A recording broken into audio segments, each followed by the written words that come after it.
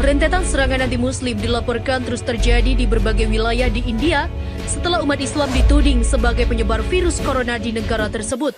बिल्कुल clear cut instructions है 5 आदमी से ज्यादा होंगे नहीं सारे रिलीजियस प्लेसेस बंद है. Beberapa orang bahkan diserang ketika sedang berada di komplek masjid.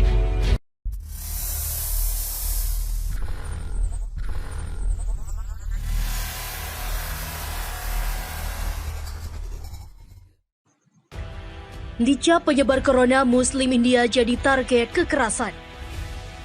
Rentetan serangan anti-Muslim dilaporkan terus terjadi di berbagai wilayah di India setelah umat Islam dituding sebagai penyebar virus corona di negara tersebut.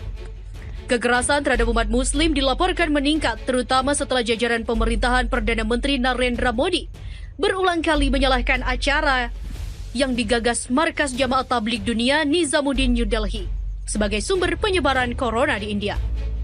Sekelompok pemuda Muslim yang tengah membagikan makanan terhadap orang yang kurang mampu dilaporkan diserang beberapa orang menggunakan tongkat kriket. Sementara itu, beberapa umat Muslim di India dilaporkan telah dipukuli hingga hampir digantung karena dicap sebagai penyebar virus. Sebagian dari insiden itu terjadi bahkan ketika para umat Muslim itu tengah berada di luar lingkungan mereka. Beberapa orang bahkan diserang ketika sedang berada di komplek masjid. Pengeras suara di sebuah kuil Sikh di negara bagian Punjab juga dikabarkan menyiarkan pesan yang mengajak orang-orang untuk tidak membeli susu dari peternak sapi perah Muslim karena telah terinfeksi virus corona. Salah satu pemilik toko susu, Nizamuddin Muhammad Haider, mengaku wabah corona memicu gelombang baru anti-Muslim di India. Ketakutan terus memelototi mereka dari arah mana saja. Dan sekarang dengan alasan kecil, orang-orang bisa menyerang, memukuli, ataupun juga menghukum mati mereka. Pemerintah India telah memberlakukan penutupan perbatasan atau lockdown dan isolasi wilayah. Haider beruntung karena bisnisnya termasuk dalam jenis usaha yang masih diperbolehkan buka oleh pemerintah di tengah kebijakan lockdown. Di media sosial, pesan-pesan berisikan ujaran kebencian terhadap umat Muslim di India juga terus menyebar dan bertambah banyak. Beberapa video hoax bahkan tersebar.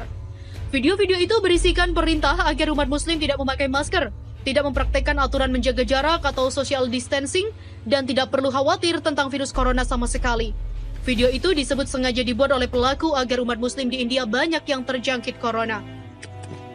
Berdasarkan data World Matter, India tercatat memiliki 9.240 kasus virus corona dengan 331 kematian per Senin. Para pejabat India memperkirakan bahwa lebih dari sepertiga kasus COVID-19 terkait dengan acara Jamaat Tabligh yang digelar pada Maret lalu. Acara tersebut dihadiri 7.600 warga India dan sekitar 1.300 jamaah warga asing, termasuk warga Indonesia. Setidaknya 128 peserta jamaah tabligh dinyatakan positif corona. Kurang dari 2 pekan acara itu berlangsung dan 7 orang dinyatakan meninggal dunia. Seorang pejabat senior Kementerian Luar Negeri India, Vikas Swarup, menuturkan acara jamaah tabligh itu memiliki dampak signifikan terhadap penularan corona di India. Pemerintah terpaksa membubarkan perkumpulan tersebut. Begitulah kata Swarup seperti dilansir The New York Times. Meski begitu, ia membantah bahwa pemerintah India berulang kali mengaitkan angka kasus corona dengan komunitas tertentu. Pemuka agama Muslim India menyayangkan sikap pemerintah India dalam menangani virus corona. Ketua Pusat Agama Islam di India, Khalid Rashid, menganggap pemerintah seharusnya tidak menyalahkan suatu kelompok terkait penyebaran COVID-19. Jika menyajikan kasus corona berdasarkan agama seseorang di depan media, hal itu akan memicu perpecahan yang lebih dalam lagi. Virus corona mungkin saja mati suatu saat nanti, tetapi virus ketidakharmonisan di tengah masyarakat sulit untuk dihilangkan ketika wabah ini berakhir. Hal ini bukan pertama kalinya umat Muslim di India menjadi target kekerasan masyarakat lokal yang mayoritas beragama Hindu. Umat Islam di India juga telah menjadi target diskriminasi hingga kekerasan oknum masyarakat lokal akibat sengketa wilayah di Kashmir antara Pakistan, India, hingga perkara pengesahan undang-undang kewarganegaraan baru. Sementara itu, Markas Jamaat Tabligh di Nizamuddin berkeras menggelar acara termasuk pelatihan misionaris Muslim pada Maret lalu meski pemerintah telah mengeluarkan larangan berkumpul.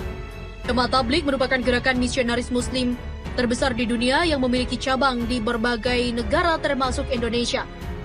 Sebuah gedung tinggi putih bernuansa modern di Nizamuddin Barat, New Delhi merupakan markas utama dari organisasi yang memiliki puluhan juta anggota itu. Salah satu peserta Jamaat Tabligh yang menghadiri pelatihan misionaris di Nizamuddin pada Maret lalu, Tahir Iqbal, menuturkan ribuan peserta dari berbagai negara berkumpul tidur, makan, dan beribadah di suatu tempat yang sama selama beberapa hari. Iqbal menuturkan, saat itu ia bersama para peserta lainnya tidak menganggap serius bahaya penularan virus corona. Padahal PM Narendra Modi telah mengeluarkan larangan berkumpul dan menetapkan status lockdown nasional sejak 16 Maret lalu. Alih-alih membubarkan perkumpulannya demi keamanan jamaah, seorang pemimpin jamaah tabligh Maulana Sa'ad Kandalvi malah mendorong para anggotanya untuk tidak takut terhadap penularan virus corona. Dalam khutbahnya pada 19 Maret lalu, Kandalvi mengatakan bahwa virus corona merupakan hukuman dari Tuhan sehingga tidak perlu takut. Selain melacak para peserta jamaah tabligh, pemerintah India bahkan telah menghukum puluhan peserta anggota organisasi itu, termasuk 44 WNI. Mereka dihukum lantaran melanggar aturan pembatasan sosial pemerintah dengan tetap menghadiri acara keagamaan. Kementerian Luar Negeri RI bahkan menyatakan ada sedikitnya 379 WNI peserta jamaah tabligh di India, termasuk daftar hitam India. Jadi 379 WNI itu memang dapat masuk daftar hitam, namun hanya ada 44 WNI yang berperkara hukum. Demikian kata Direktur Perlindungan WNI dan Badan Hukum Indonesia Kemenlu RI Juda Nugraha dalam jumpa pers Kemenlu RI secara virtual pada Kamis kemarin. Berdasarkan data World Matter, India tercatat memiliki 9.240 kasus virus corona dengan 331 kematian per Senin. Para pejabat India memperkirakan bahwa lebih dari sepertiga kasus COVID-19 terkait dengan acara jamaah tabligh yang digelar pada Maret lalu. Acara tersebut dihadiri 7.600 warga India dan sekitar 1.300 jamaah warga asing, termasuk warga Indonesia. Setidaknya 128 peserta jamaah tabligh dinyatakan positif corona. Kurang dari 2 pekan acara itu berlangsung dan 7 orang dinyatakan meninggal dunia.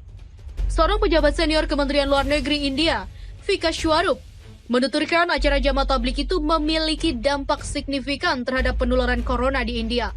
Pemerintah terpaksa membubarkan perkumpulan tersebut. Begitulah kata Swarup seperti dilansir The New York Times. Meski begitu, ia membantah bahwa pemerintah India berulang kali mengaitkan angka kasus corona dengan komunitas tertentu.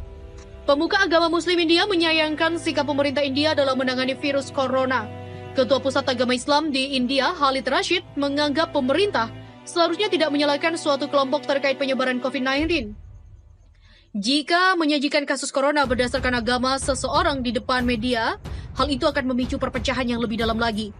Virus corona mungkin saja mati suatu saat nanti, tetapi virus ketidakharmonisan di tengah masyarakat sulit untuk dihilangkan ketika wabah ini berakhir. Hal ini bukan pertama kalinya umat Muslim di India menjadi target kekerasan masyarakat lokal yang mayoritas beragama Hindu. Umat Islam di India juga telah menjadi target diskriminasi hingga kekerasan oknum masyarakat lokal akibat sengketa wilayah di Kashmir antara Pakistan, India, hingga perkara pengesahan undang-undang kewarganegaraan baru.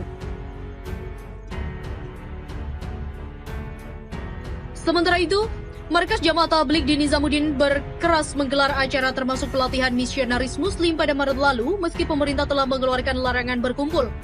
Jamaah Tabligh merupakan gerakan misionaris Muslim terbesar di dunia yang memiliki cabang di berbagai negara termasuk Indonesia.